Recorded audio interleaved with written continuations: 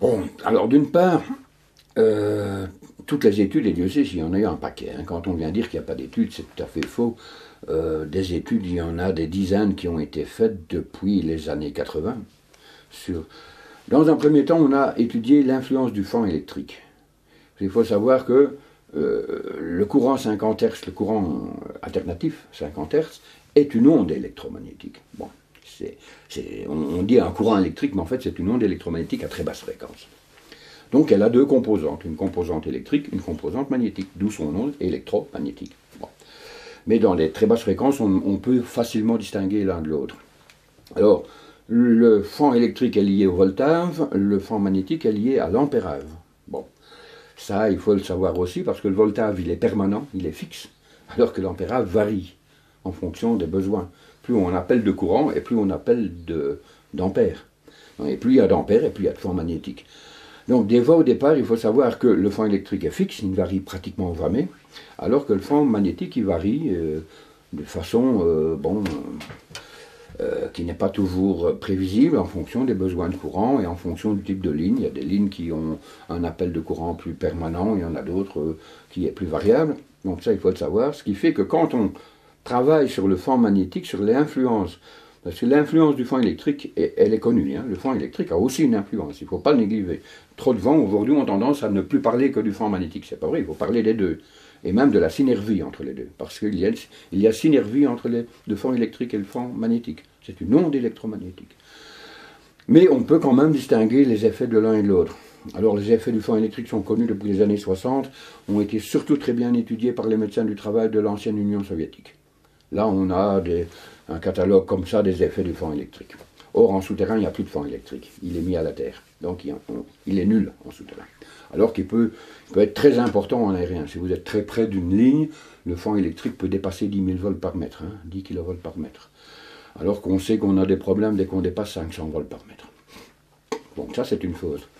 Le champ magnétique, lui, il est variable. Donc il faut nécessairement le mesurer. On ne peut pas le calculer.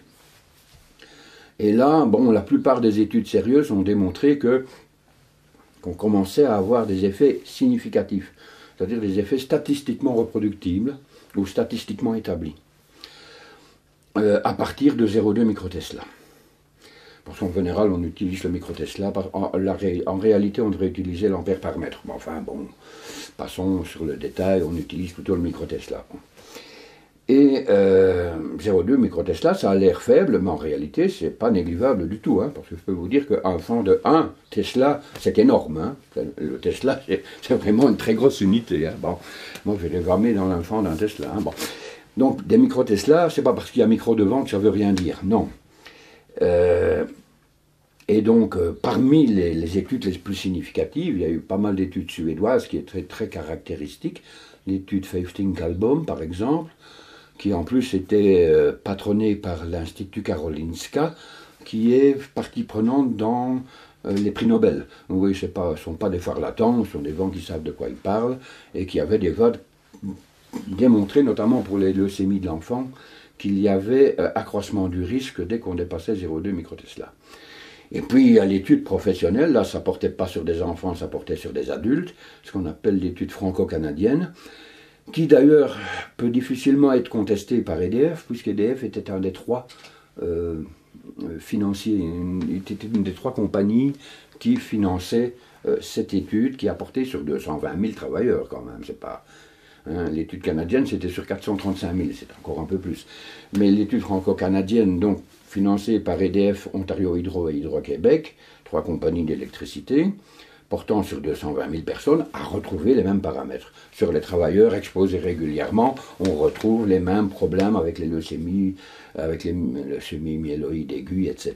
Là, il est prouvé statistiquement que dès qu'on dépasse un certain seuil, automatiquement, il y a accroissement du risque. Bon. Donc quand on vient dire qu'on n'est pas au courant, qu'on ne sait pas, etc., on se fout, comme d'habitude, de la tête du client. Moi, j'ai vu des vents d'EDF, bien après la parution de cette enquête, des résultats qui disaient « Oh, mais on est au courant de rien, il n'y a pas d'études. » Donc, ils ne connaissaient même pas la leur. Bon, c'est triste, Et donc, voilà où on en est au point de vue de ces études, d'une part. Alors, pour ce qui est des mesures, on les fait avec du matériel classique, avec un teslamètre, Et donc j'ai fait des études, j'ai fait des mesures comparatives, mais comme je le dis toujours, et je l'ai dit lors des réunions, il faut les faire de manière à ce qu'elles soient comparables. Donc il faut comparer pour un même niveau d'ampère. Il ne faut pas aller comparer une ligne qui transite 400 ampères avec une autre qui en transite 2000. Là, totalement, on n'aura pas les mêmes résultats. Et je sais comment les compagnies d'électricité truquent leurs mesures, c'est-à-dire qu'ils délestent la ligne avant de faire la mesure. Alors fatalement, bon, s'il n'y a plus de courant qui circule, ils ne vont pas mesurer grand-chose. Et vous ne sauriez pas le savoir parce que vous ne savez pas qu'on a délesté la ligne. Bon, c'est la raison pour laquelle quand on veut faire des mesures, vous les faites à l'improviste et devant huissier de justice. Comme ça, c'est incontestable. C'est la seule façon d'être tranquille. Et donc, bon, j'ai fait les mesures simplement pour confirmer, parce qu'en réalité, le champ magnétique, on calcule facilement. On n'a même pas besoin de mesurer. On sait que pour tant d'ampères, à telle distance et pour telle configuration, on va trouver autant. Ça se calcule. Bon. Et tout électricien, même le plus banal des électriciens qui a étudié les courants alternatifs, est capable de faire le calcul. Il ne faut même pas avoir fait Polytechnique. Hein. C'est élémentaire.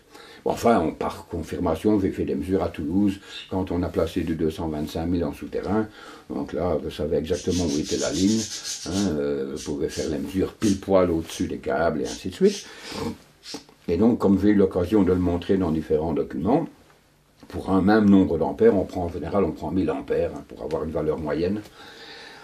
Il n'y a pas photo. Hein, pour une ligne souterraine qui transporte 1000 ampères, dès qu'on s'écarte de 4 mètres, on est à 0,2.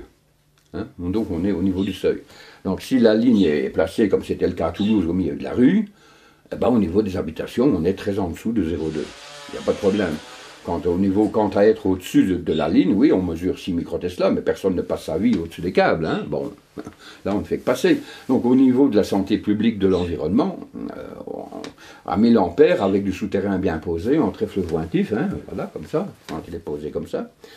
Trèfle vointif parce que les 3 câbles sont collés l'un à l'autre, mais c'est la disposition classique, usuelle. Dans ce cas-là, on a très peu d'induction magnétique.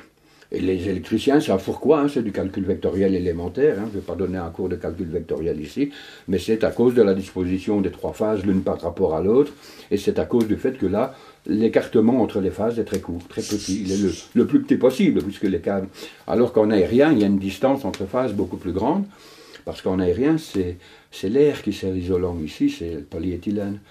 Hein. Donc, c'est tout simplement une question de calcul. En aérien, on ne peut pas descendre en dessous d'une certaine valeur parce qu'on ne peut pas rapprocher les phases. Et parce que bien souvent, en plus, elles ne sont pas dans la bonne disposition. Quand elles sont en nappe, comme on dit, quand vous avez les 3 conducteurs à plat, c'est la plus mauvaise des dispositions. Là, vous avez une valeur de champ magnétique, comme je l'ai montré dans un document, sous le câble, on arrive à 100 microtesla, on arrive à 103. Bon, et pas à 20, comme dit RTE. Hein. Donc, si on prend la configuration aérienne, qui est une configuration classique, hein, comme je l'ai montré, sur un pylône qu'on trouve un peu partout, eh bien là, pour être en dessous de 0,2 microtesla, il faut être à 110 mètres. Il ne faut plus être à 4 mètres, il faut être à 110 mètres. Donc, quand on vient dire que le souterrain est aussi dangereux que non, ça c'est du blabla, hein, ou bien c'est des gens qui n'y connaissent rien, ou c'est de la désinformation. C'est pas vrai du tout. N'importe quel électricien est capable de calculer la différence et vous dira honnêtement que pour un même ampérage en souterrain, on est parfois 200, 300 fois en dessous de ce qu'on pourrait avoir avec une ligne. Les experts sérieux disent que la distance de sécurité minimum, c'est 200 mètres. Parce que parler en microtesla, ça n'a aucun sens. Ça, c'est brouiller les cartes. Et c'est pour ça que RTE vous dit 100 microtesla, patati patata. Bon, alors d'une part, la norme de 100 microtesla, entendons-nous bien, c'est une valeur instantanée, c'est pas une valeur moyenne d'exposition. C'est sûr que, bon, si je passe sous une ligne qui fait 100 microtesla et que n'y reste que 30 secondes ou même 3 minutes, je ne vais pas être tué pour autant, c'est une valeur instantanée. Bon, ceci dit, être exposé à plusieurs microtesla, éternellement, tous les jours, 24 heures par jour et 365 jours par an, ça c'est dangereux. Donc il faut faire la différence entre une valeur instantanée et une valeur moyenne. Et eux, ils mélangent les deux, ils brouillent les cartes. En plus, les 100 microtesla ont été édictés non pas par un organisme compétent en santé publique. Il faut savoir que c'est une norme qui a été recommandée au niveau européen par le Sénélec. Et le Sénélec, c'est un organisme de normalisation technique qui n'a aucune compétence en santé publique. Alors la norme Sénélec, pour moi, elle n'a aucune valeur. Pour moi, elle n'existe pas. Elle ne vaut rien. Et c'est celle qui a valeur de loi, parce que EDF et RTE ont réussi à l'imposer. Mais elle n'a aucune valeur. C'est une norme qui a été adoptée tout simplement parce que les 100 microtesla, on les dépasse rarement. Donc fatalement, à ce moment-là, elle arrange bien les industriels. Mais en matière de santé publique, elle n'a strictement aucune valeur. Il faut parler en distance, parce que parler en valeur de microtesla, même parler à 0,2 ou 0,3, ça n'a pas de sens. Parce que les valeurs moyennes, on ne peut pas les contrôler. Ou alors il faudrait mettre un dosimètre permanent à tous les habitants. Or ça, on n'y arrivera jamais. J'ai vu une lettre de la Direction générale de la santé où clairement le médecin compétent de l'administration le dit. Il me le dit dans cette lettre que oui, bon d'accord, il y a des problèmes, mais qui n'ont pas les moyens de contrôle. Et c'est vrai. Il faudrait mettre des dosimètres à tout le monde. Parce que ce champ magnétique, d'une part, il varie dans le temps en fonction de ce que la ligne transporte, mais ça varie en fonction de vos mouvements, si vous êtes allongé, si vous êtes debout. Bon. Donc la valeur moyenne cumulée, elle va dépendre de toute une série de paramètres qui ne sont pas calculables à l'avance. Donc ça n'a pas de sens de parler de 0,2, de 0,6 ou de tout ce qu'on veut. Tout ce qu'on peut dire, c'est que pour un type de ligne, dont on sait qu'elle va transiter maximum 1000 ou 1200 ou 1500 ampères, eh bien on devra avoir une distance de sécurité de. Là on parle en mètres, et là ça a une valeur en termes de santé publique. Sinon ça n'a pas de sens. Et chez nous alors? Et c'est comme ça qu'on dit que pour le 225, ben, c'est 200, 250 mètres. Voilà, bon, pour être vraiment, vraiment tranquille. D'autant qu'il y a une question de sensibilité personnelle. Il y a des gens qui sont plus sensibles à l'induction que d'autres.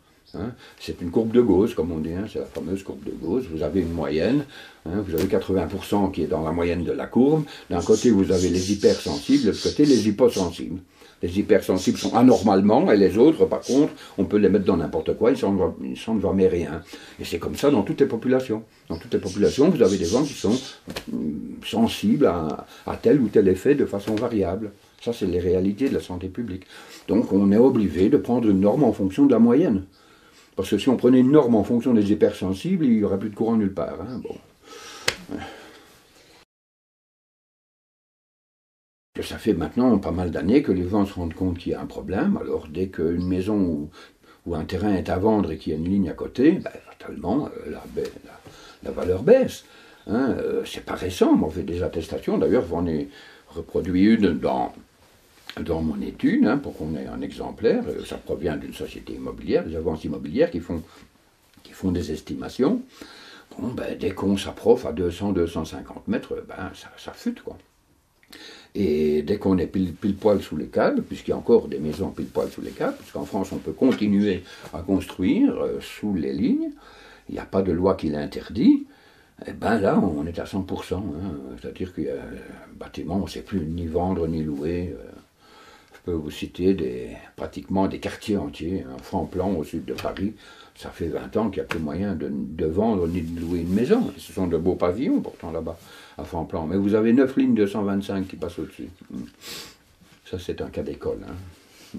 Et là je peux vous dire qu'il n'y a jamais plus personne qui rafte quoi que ce soit. Vous passez en face, les pavillons, les volets sont fermés depuis longtemps. Voilà. Et il y a même eu des endroits où la contestation était très forte, dans le nord, près de Lille, où EDF a raflé tout le quartier. Eh bien, certaines maisons n'ont plus été utilisées, et d'autres, ils les ont mises à la disposition de leur personnel, parce que le personnel, on lui propose une maison pour rien. Bon, d'une part, c'est intéressant, et en plus, ils sont obligés, quoi, parce que s'ils disent non, ils vont avoir des problèmes. Donc, à Coutif, là, effectivement, il y a tout un quartier qui était surplombé, qui est toujours surplombé par une 400 000, et voilà, hein. Il y a eu un accord, ce qu'on appelle le protocole de Coutif, et pour faire taire les vents du coin, parce que là il y avait eu un mouvement d'opinion assez costaud, et ben EDF a rafté pratiquement une douzaine de maisons au moins, dont celle du président de l'association, qui l'a dit d'ailleurs à la télé dans une émission dont j'ai toujours la copie, Jean-Marie Provincial, le président, qui disait que EDF lui avait même racheté sa maison à peu près 30% au-dessus de sa valeur, pour